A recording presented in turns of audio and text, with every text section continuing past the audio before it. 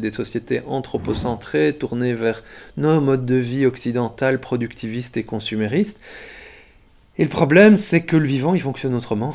Le vivant, il fonctionne autrement, que ce soit les plantes, que ce soit les animaux.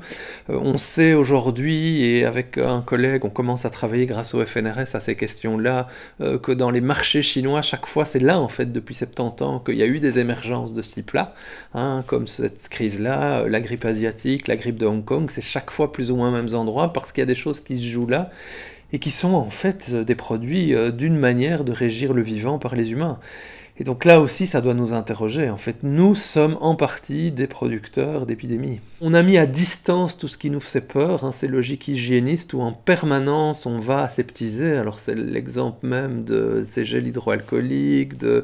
Et je pense qu'à un moment, il faut qu'on s'interroge aussi de ce que ça génère. Moi, j'oublierai jamais que les premières bactéries multirésistantes, elles sont nées où? Dans les hôpitaux. On pense qu'on va avoir au moins pouvoir anticiper toutes les menaces qui nous déstabilisent, qu'on va pouvoir les maîtriser, les contrôler.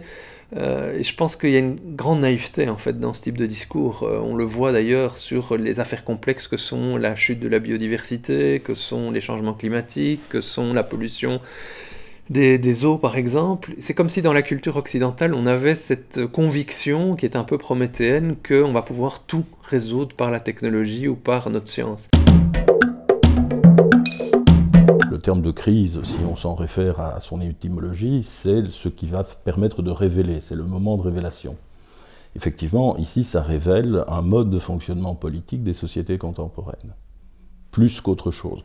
Et je ne pense pas que ce soit lié à d'autres éléments. La crise écologique ou d'autres formes ne sont que d'autres manifestations de cette gestion ou de cette non-gestion politique du contemporain.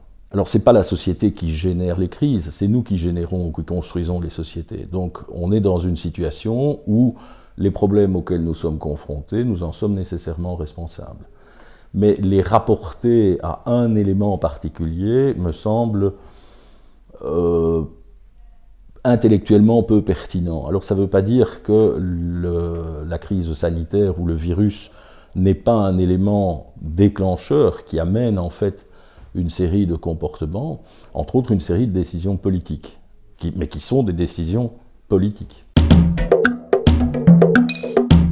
Il y a une crise de confiance globalement par rapport à tout ce qui représente des institutions. Et les gens ont le sentiment de plus en plus de ne plus être représentés par ces institutions. C'est vrai en particulier évidemment pour des institutions de la démocratie représentative, où les gens ont l'impression de ne plus avoir de voix au chapitre sur les décisions collectives, mais c'est vrai aussi quelque part pour des institutions scientifiques. Ce qui est important pour prendre une décision, quelle qu'elle soit, pour mener une action, c'est de définir quels sont les objectifs que l'on veut atteindre. Dans la situation sanitaire actuelle, on ne nous explique pas les objectifs que l'on veut atteindre, en dehors de faire disparaître le virus, ce qui est complètement stupide comme action. Les virus ne disparaissent pas, ils mutent, et donc on s'étonne complètement de voir de nouveaux variants, mais autant que je puisse le savoir, et je ne suis pas compétent en la matière, c'est tout à fait normal pour un virus.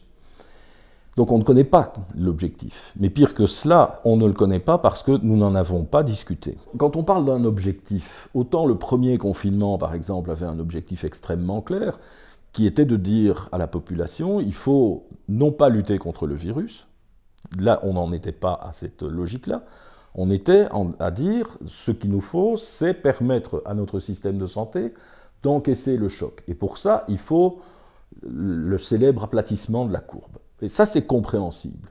Alors c'est compréhensible, je n'ai pas dit que ça avait été compris par tout le monde ou que ça avait été bien expliqué, mais c'est un objectif qui a du sens et que je peux entendre.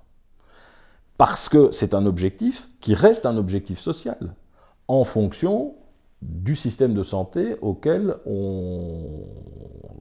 duquel on dépend. Alors, ce système de santé dont on dépend, c'est une décision politique. Donc il n'y a pas de système de santé en soi.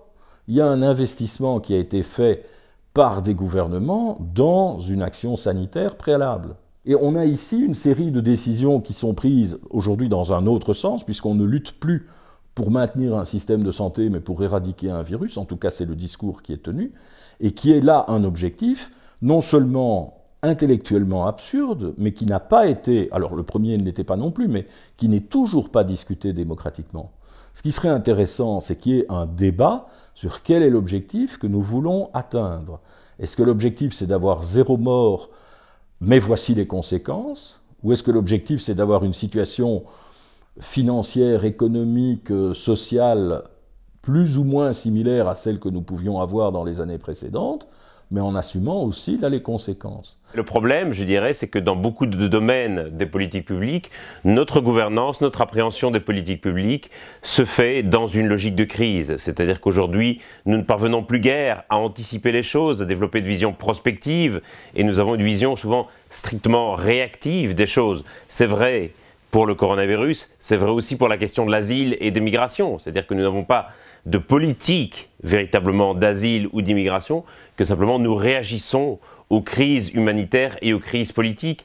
Et le problème, c'est qu'on a l'impression que toute la politique aujourd'hui se fait en réaction à des crises, et le problème, c'est que nous ne prenons jamais des mesures véritablement adéquates, parce que nous les prenons dans l'urgence, et que nous ne les prenons pas démocratiquement. Et je pense qu'il serait absolument indispensable de prendre des mesures de long terme après délibération démocratique, plutôt que des mesures prises dans l'urgence, au nom d'un état d'urgence que chacun jugera différemment. Et le problème, c'est que cet état d'urgence va s'installer dans le temps, et que ces crises, finalement, finissent par ne plus être des crises. En ce sens qu'une crise est par nature éphémère, implique un retour à l'état normal, et aujourd'hui on a l'impression d'être dans un narratif de crise permanente, et ça n'est pas sain en démocratie.